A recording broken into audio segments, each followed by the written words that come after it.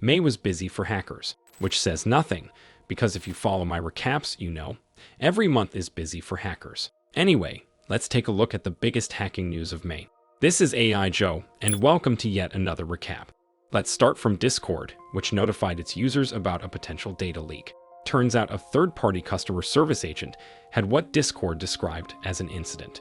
As a result, some email addresses, attachments, and messages may have been accessed by a third party. Discord apologized and said they are fixing the situation. Furthermore, only the messages involving the service's customer support have been compromised, so you can rest assured the secret intelligence documents you shared with your gamer friends haven't been stolen.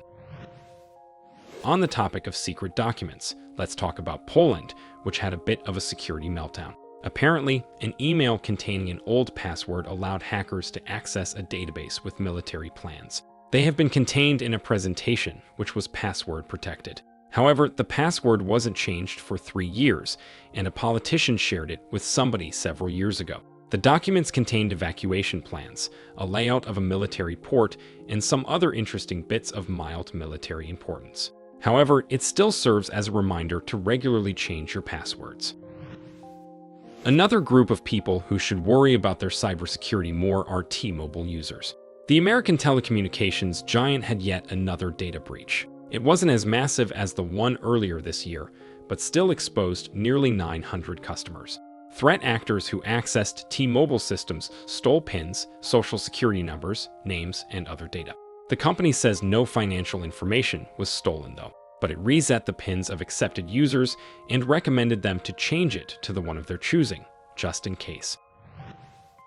Automotive giant Toyota also added another data leak to its collection this month. The leak affected the customers of T-Connect and occurred due to a misconfigured cloud environment. Apparently, one cloud was accidentally turned to public instead of private and was accessible to all. So, anybody could see customers' vehicle information and identification numbers, which is something many people would call bad. Toyota says there is no evidence the public data was actually accessed by anyone, but the company still apologized, just in case. You may remember that Toyota already had a massive leak this March, and another one late last year, nearly reaching T-Mobile levels of leakage. And now onto a company which should be particularly upset. TikTok sustained its first non-consensual data leak of the year due to a bug with its message event handler. The bug could be abused to access the user's accounts and data. It was discovered by security company Imperva and patched up as soon as ByteDance, the company behind TikTok, was notified. Even the adequate response and fast reaction time is probably not going to help TikTok to fight off American politicians who seek to ban it. This month saw the first statewide ban of the app, instituted by Montana. Using it or dancing on it is still going to be legal, but app stores are now required to ban Montanans from downloading it, which I am sure is not going to increase the popularity of VPNs at all. And to finish off our leak segment, let's talk about RaidForums, the infamous dark web hacker forum which was taken down by the feds last year. Now, on one of its offshoots, a database was published. The database contained a treasure trove of information on RaidForums' 500,000 users, including their nicknames, registration addresses, and activity logs. The data has been confirmed as authentic and may still reveal some fascinating insights into the life and death of the forum. Now for something different. A Russian hacker believed to be one of the masterminds behind the LockBit ransomware gang has been charged in the US. His name is Mikhail Matveev, and he lives in St. Petersburg and Kaliningrad. He goes by the names of Wazawaka, Borysilsin, and M1X, and according to the FBI, has been involved in attacks that caused millions in damages. He was charged in absentia, meaning that unless Russia chooses to extradite him, the FBI will have no chance of getting him behind bars.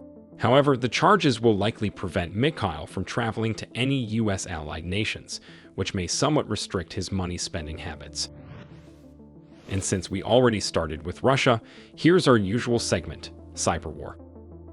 You may remember the Pentagon leak story. Here's yet another interesting bit journalists extracted from it.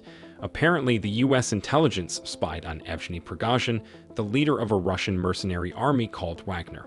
According to the leaks, Prigozhin met with Ukrainian representatives and even discussed selling them Russian military secrets in exchange for allowing him to take the city of Bakhmut. Another revelation to come from the US intelligence was about the defeat of Snake, a sophisticated Russian malware program which was used to spy on Western governments and companies for 2 decades.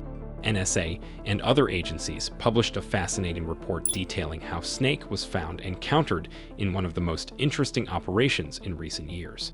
Russian hackers weren't passive either. UserSec, a new state-aligned cybercriminal gang, announced that they are starting a massive effort to take down and deface various websites of NATO countries.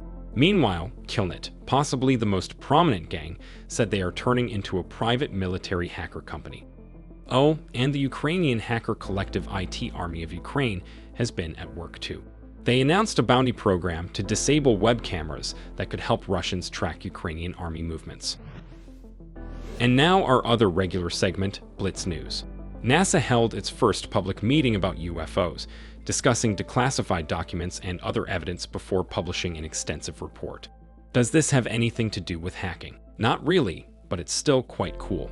Another cool story is about Meta, the giant behind Facebook, getting slapped with a record-breaking $1.3 billion fine for improper data handling practices in Europe. And let's end on a high note with Pornhub, which restricted its accessibility in Utah because the state calls for a requirement to provide your ID before logging into adult websites, which is a strange decision to say the least, and the one Pornhub decided to protest in this way. And that's it for this Cybernews May recap. If you want to stay on top of cyber news daily, subscribe to our channel, and I will see you in the next one.